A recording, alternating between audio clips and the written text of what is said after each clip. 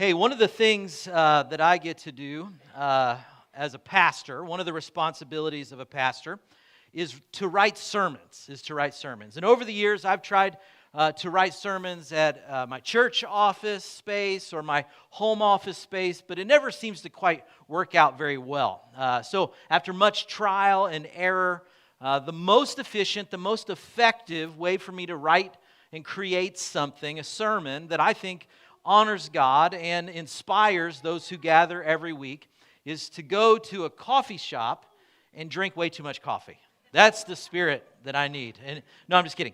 When I go there, though, in these coffee shops and to try to write a sermon, the days that I do that are sacred for me. They're sacred days for me. They're results days where I need to stay focused so that I can crank out 2,400 words of masterpiece quality. I usually on those days, I don't answer emails during those times. I try not to. Rarely do I schedule appointments on those writing days. I try not to even look at my phone and will only answer calls or texts from my wife or from my daughter or from Elon Musk because he calls from time to time, wants some ideas about how to get to Mars. Anyway, writing days for me are like, don't bother me, don't disturb me days. And since I usually write in public spaces and places, I've often thought about putting up a sign that says something like this: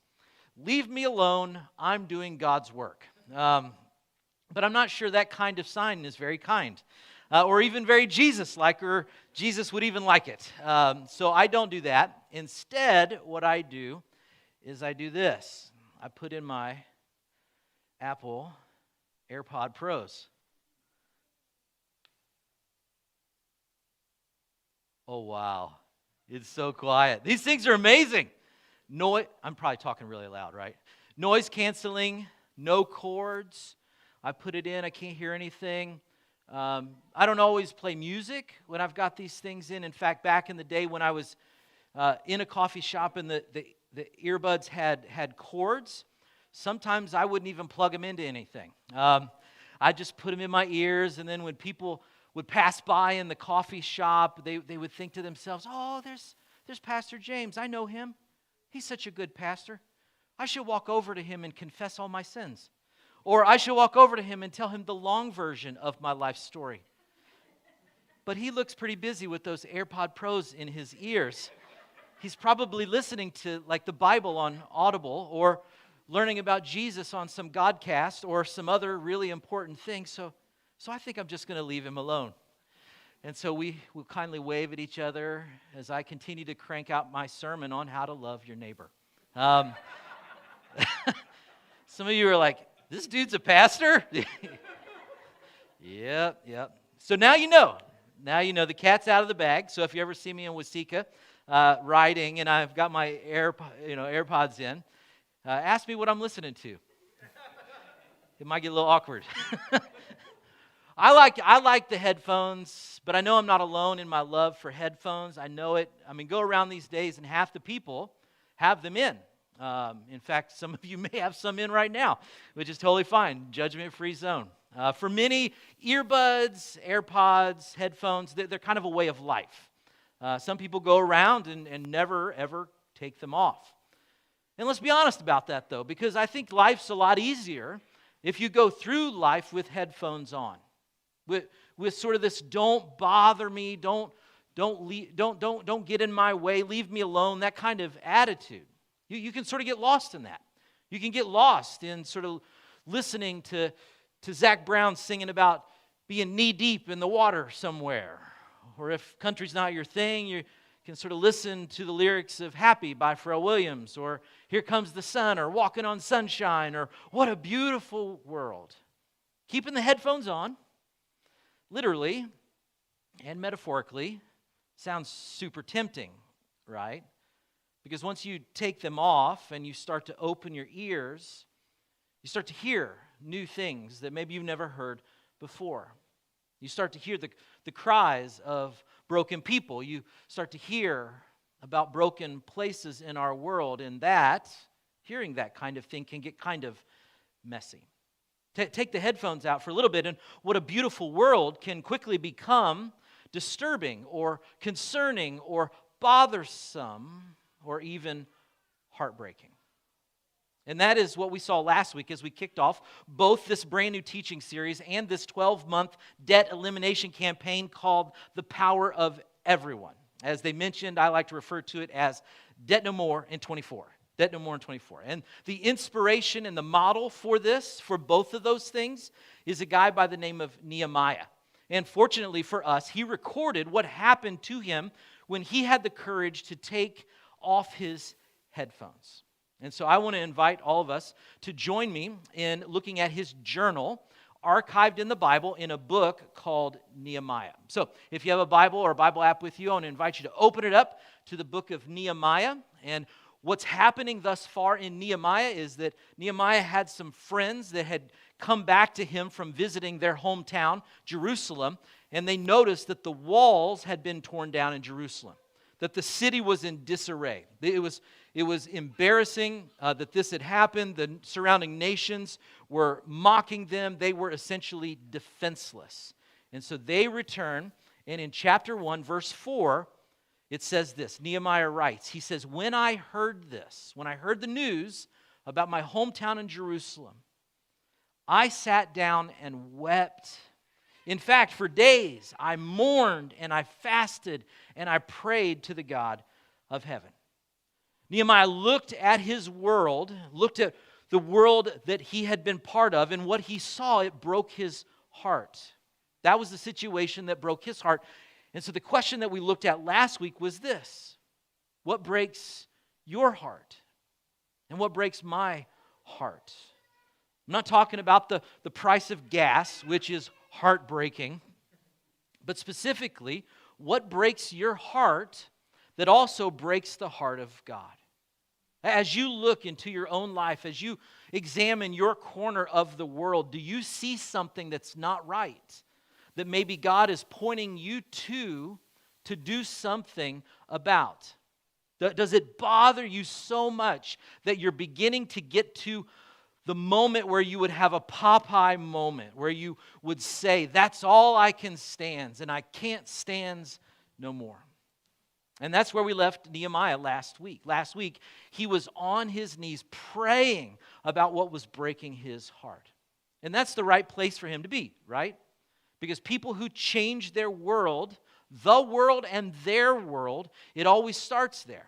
It always starts with prayer, which is fine at this time because that's all Nehemiah can do right now anyway. Why? Well, because he lives in a city called Susa, which is a city that is about 800 miles from where he wants to be, where he needs to be in his hometown. He's in the city of Susa. And then when we get to chapter 2 of Nehemiah's journal, we discover, sadly, that he's still in Susa. 4 months later, nothing has happened. Not a thing. He's just been praying and waiting and praying and waiting and praying and waiting. He's been praying and waiting for the right moment, the right opportunity, the right time to present himself, to present his request to King Artaxerxes. Nehemiah has been praying and waiting and praying and waiting for a green light to move forward. He's been logging significant time seeking God's face while he's stuck in between in the waiting place. That's a common place. Have you been there? Have you been there lately? Maybe you're there right now. Maybe you're looking around at your life, at the rubble that has been there, maybe for even a long, long time, and you've been praying and waiting and praying and waiting for the right moment, the right opportunity for God to do something. And that's hard to do. Waiting is difficult, especially in our current cultural context, in our horn-honking, microwaving, fast food eating, 5G data speeding, Amazon one-day delivering world. Waiting, what's that? Like, what is that? But it happens, and it's hard. It's hard for the things that we're waiting for, but waiting for something of significance like Nehemiah is doing is on a whole nother level of expectation and anticipation. which is why I think he doesn't hesitate when the opportunity finally does present itself. Check it out. In Nehemiah 2, let's look and see what he will do. In verse 1, it says this: early the following spring, in the month of Nisan, during the 20th year of King Artaxerxes' reign, I was serving the king his wine. He was doing this because he was the king's cupbearer. I had never before appeared sad in his presence. So the king asked me, Nehemiah, why are you looking so sad? You don't look sick to me. You must be deeply troubled. Then I was terrified. Now, this is a huge deal, what's happening here. I mean, this is the first time in his life, and it could possibly be the last time in his life, that Nehemiah doesn't have his happy face on when he's in the presence of the king. Little background information here. Servants, subjects like Nehemiah here, when they serve the king, if they went into his presence and they were noticeably sad or upset, that they weren't usually met with an inquiry like Nehemiah was, like, what's wrong, Nehemiah? They were met with execution. They were put to death. One ancient source, in fact, said that it was a capital offense to show remorse or any kind of sadness before the king. So whenever you were in front of the king, you put your big boy pants on and your big girl pants on and you suck it up and you stuff those emotions way down in your soul. And you didn't share it with the king, and that was the rule of the day. And that's why Nehemiah says in the last part of verse 2, he says, then I was terrified. He was terrified, and he should have been. Nehemiah in this moment is putting everything on the line, but he knew he had to. He was bothered. He was heartbroken by what was going on in Jerusalem, and he had been praying and waiting and praying and waiting for the right opportunity for the last 4 months. And he knew that he had to go through the king before he could begin to tackle that problem. Nehemiah's courage is on clear display here. And by the way, I love what the great philosopher and phlebotomist John Wayne said about courage, which is this: courage is being scared to death and saddling up anyway. I love that. And that's what Nehemiah did. He prayed and he waited, and now it's time for him to saddle up. He's either going to get his head chopped off or he's going to get permission to go to Jerusalem. And in this incredible moment of tension here, here's what we learn from Nehemiah: that nothing of any real significance is ever accomplished without some level of risk. Nothing of any significance, any great real significance is ever actualized or accomplished without some level of risk. And so let me ask you, as you look at the rubble that's sitting in front of you, what risky move are you going to have to make? Are you going to have to take to change that situation? Because there's some times where God does things we don't expect, but there's also times when we cannot wait for all of the problems to get solved for us. There are times when we cannot wait for all the obstacles to get removed from in front of us. There's times that we cannot wait for the earth and the sun and the stars to line up perfectly in our favor. Sometimes we just can't sit and wait. We've got to act. Sometimes we just got to do something, which is exactly what Nehemiah does here. Look at verse 3. It says, but I replied. Nehemiah is talking back to the king. He wants to know why he's so sad. He said, but I replied, long live the king. Nehemiah is sucking up to the king here, which is a good idea. Super good idea. He said, why shouldn't I be sad? For the city where my ancestors are buried is in ruins, and the gates have been burned down. Verse 4, the king asked, well, how can I help you? And I love this next line. And with a prayer to God of heaven, I replied. Now, Nehemiah's been praying and praying for the last 4 months, and he's going to pray one more time. And it's not one of those big prayers. It's one of those short, to the point, microwave type prayers. You know, where it's like time, 5 seconds, cook, send to God, beep, right? It was, God, I need your help. Give me the right words to say right now. And God answered his prayer. Look at what Nehemiah does in verse 5. Nehemiah replied, if it please the king and if you are pleased with me, your servant, send me to Judah to rebuild the city where my ancestors are buried. The king, with the queen sitting beside him, asked, "How long will you be gone? When will you return?" After I told him how long I would be gone, the king agreed to my request. Ooh, he's getting some here, some momentum. Look at 7. I also said to the king, "If it please the king, let me have letters addressed to the governors of the province west of the Euphrates River, instructing them to let me travel safely through their territories on my way to Judah." Okay, verse 8.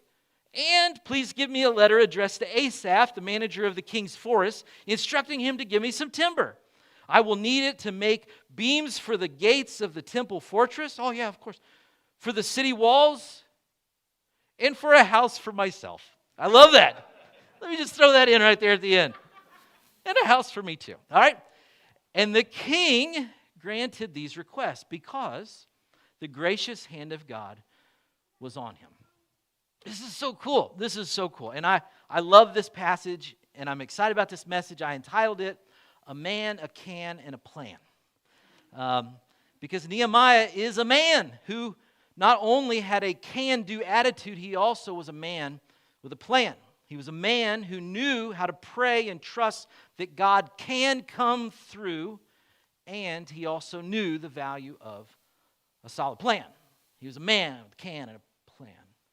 And when asked, "What do you need?" I love this. He didn't sort of waffle about. He wasn't intimidated in the moment. He didn't say to the king, "Whoa, what do I need? Well, golly geez, king, I'm not really sure. I was just going to kind of wing it, do what's on my coffee mug. I'm going to let go and let God, no, he doesn't do that at all. That's not what he does. Because for him, faith is never an excuse for poor planning and preparation. And so what does he ask the king for? What does Nehemiah ask the king for? He asked for 3 things. He asked for permission, for protection, and for provisions. He asked for, number 1, permission to go. He asked for time off. He asked for an opportunity to do this. And we see that in verses 5 and 6. He asked for protection as he travels. This is in verse 7. He needs to get where he's going in one piece. So he asked the king to safeguard him as he travels. And then number 3, he asked for provisions for rebuilding the building, the project, the wall that he's going to create. You can't build a massive wall without timber and wood and those sort of resources. And we see that in verse 8. What's the point? Well, the point is Nehemiah does, when the time came, he does the big ask. And if we're going to do something about the rubble that is around us as well, we are going to have to become and master the task of the ask. We've got to figure that out. And so for Nehemiah, the first ask that he made is of the king.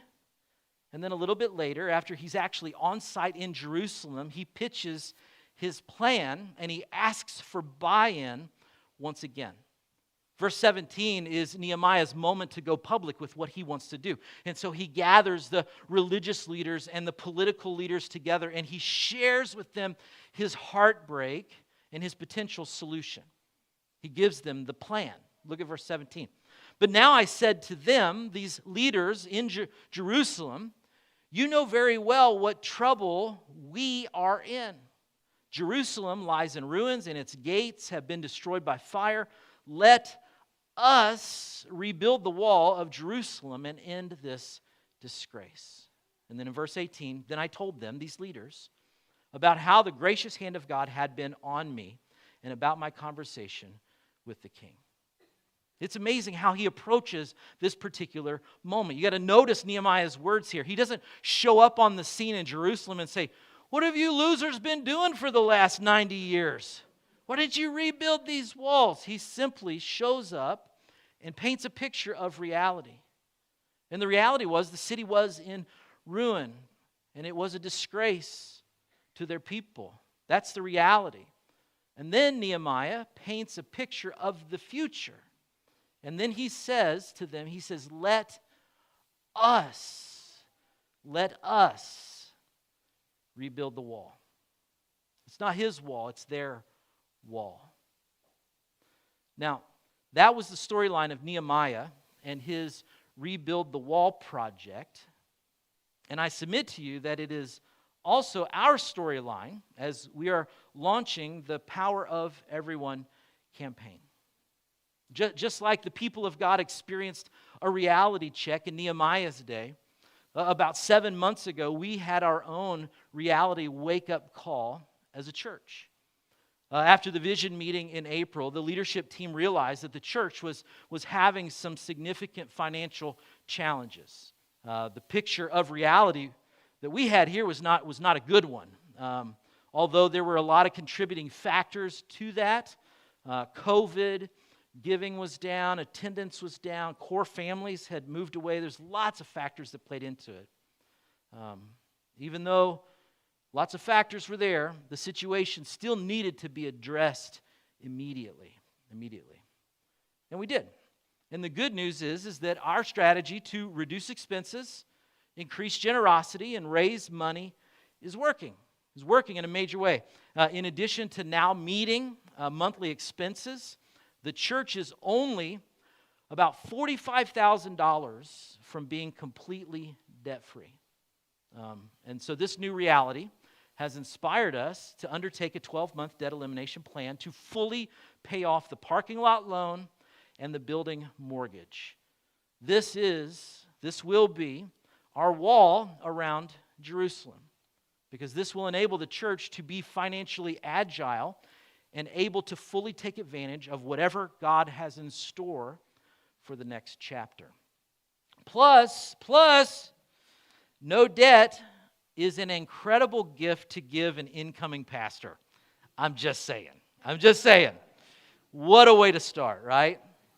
And while there is a financial target, our ultimate aim in this campaign is 100% church participation.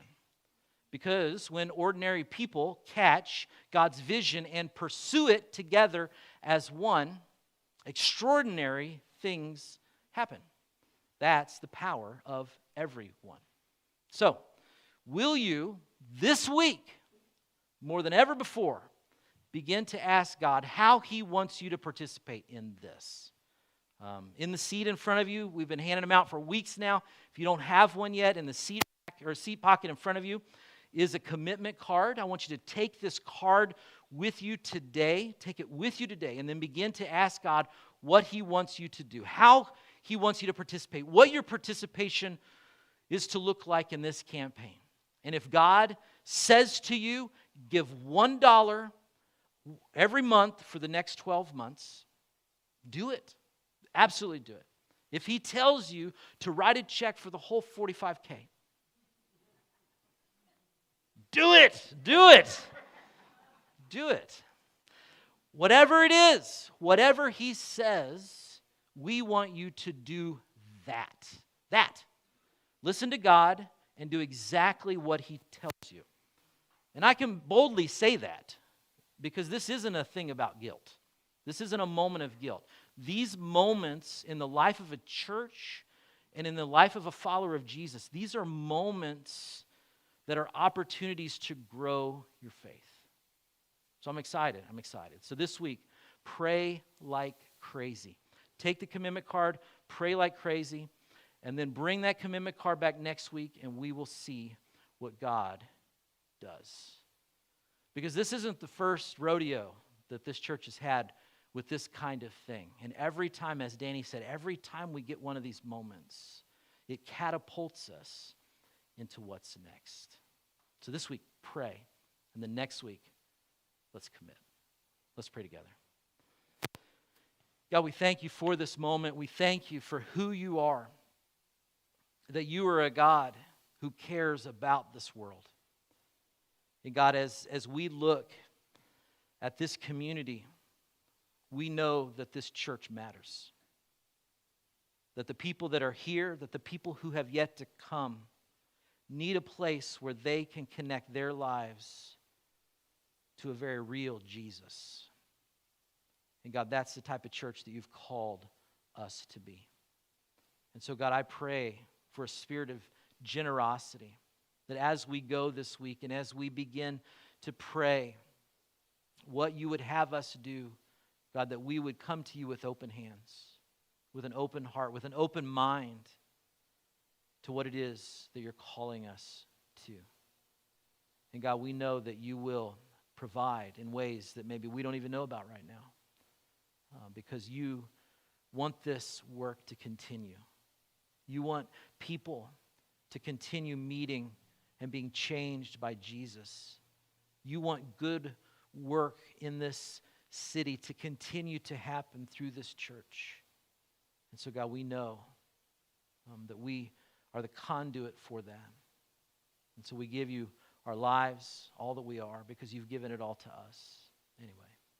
And God, mostly what motivates our generosity is Jesus, who came to this earth, who lived and who died and rose again as a gift to us. You gave him so that we could have life. And that's the greatest gift of all. And so we pray these things in Jesus' name. And all God's people said, amen.